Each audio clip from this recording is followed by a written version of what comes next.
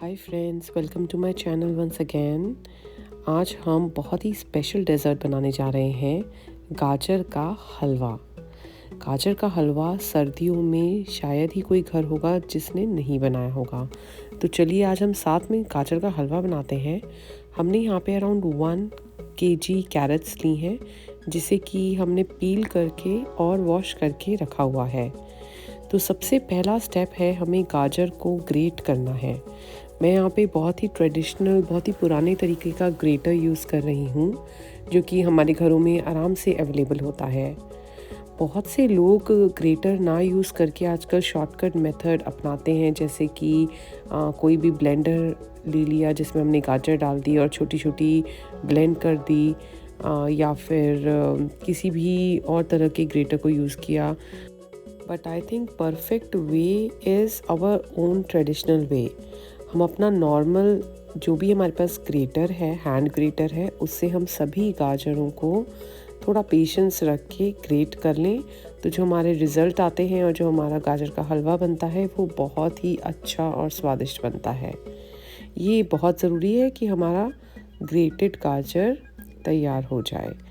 तो यहाँ पे हमारा सारा गाजर ग्रेट करके हमने रख लिया है। अराउंड 1 kg ऑफ कैरेट्स लिया है हमने यहाँ पर।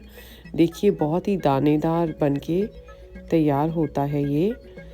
और नेक्स्ट हम इसमें एक कढ़ाई लेंगे और 3 लीटर मिल्क डालेंगे।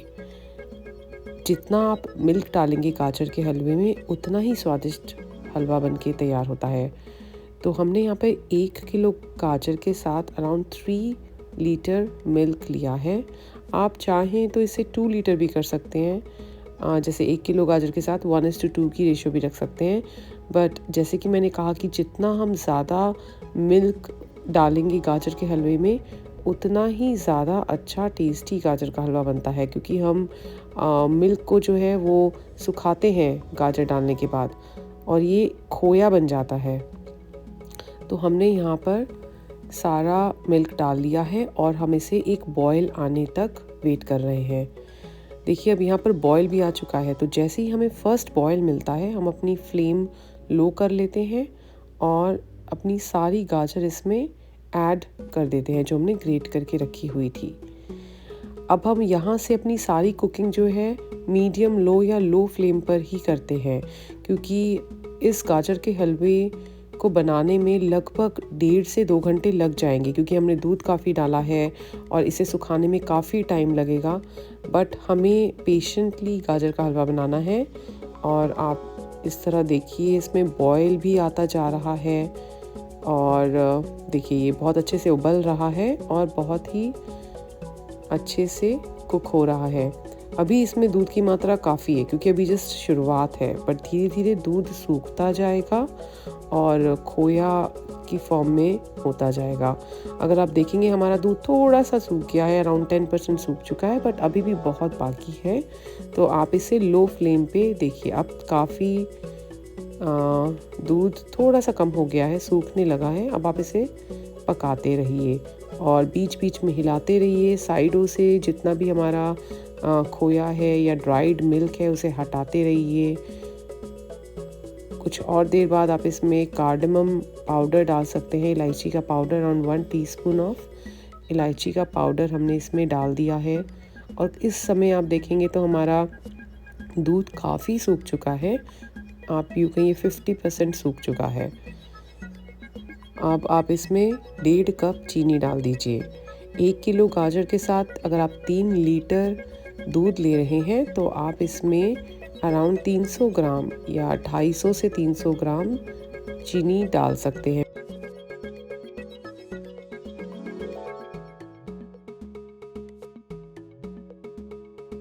अगेन आप इसे हिलाते रहिए चारों तरफ से। जो ड्राइड मिल्क है उसे इकट्ठा करते हुए एक हलवे की फॉर्म में इसे रोस्ट करते रहिए।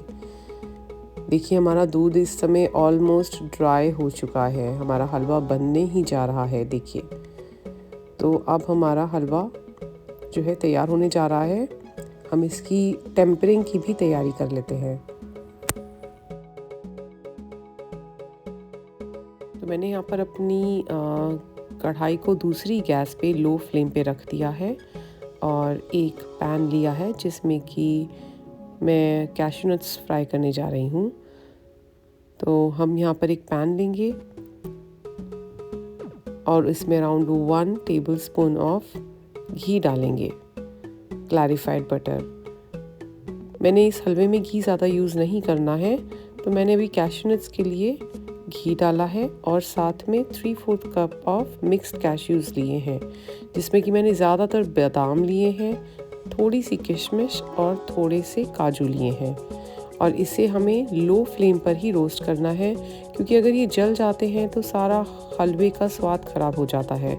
तो आप इसे लो फ्लेम पर धीरे धीरे पेशेंस के साथ इस तरह रोस्ट कर लीजिए। देखिए ये ऑलरेडी तैयार हो चुका है रोस्ट होकर। और जैसे ही आपके सभी कैश्यूज़ रोस्ट हो जाते हैं, आप इसको बंद कर दीजिए और इसे ग्राइंड कर लीजिए। अब मैं इसे ग्राइंड करके ले आई हूँ और अपने हलवे में ऐड कर रही हूँ।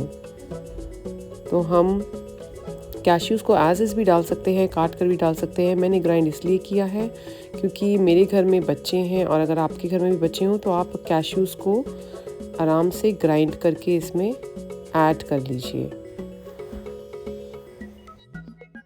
और जैसे कि हम अभी तक कर रहे हैं, सभी चीज़ों को मिक्स करके भूनना बहुत ज़रूरी है। अराउंड 10 to 15 मिनट बाद आपका हलवा जो है वो भुन चुका होता है, और हम फाइनली इसमें थोड़ा सा खोया ग्रेट करके ऐड कर रहे हैं।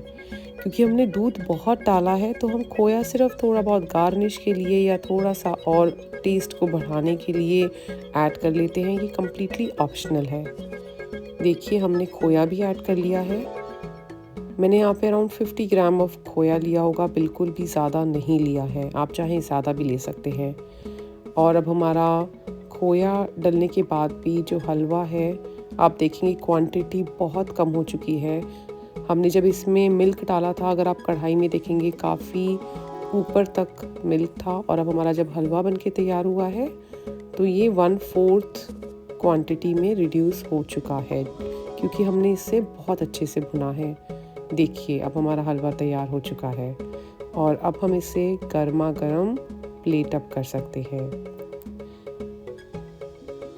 और थोड़ा सा ऊपर से हम इसे गार्निश करेंगे अपने कैश्यू नट्स के साथ, जो हमने फ्राई करके थोड़े से अलग से रख लिए थे। I would say the traditional way of making gajar ka halwa, that is with lots of milk and carrots, roasting them for a long time on low flame gives the best result. So do try this recipe.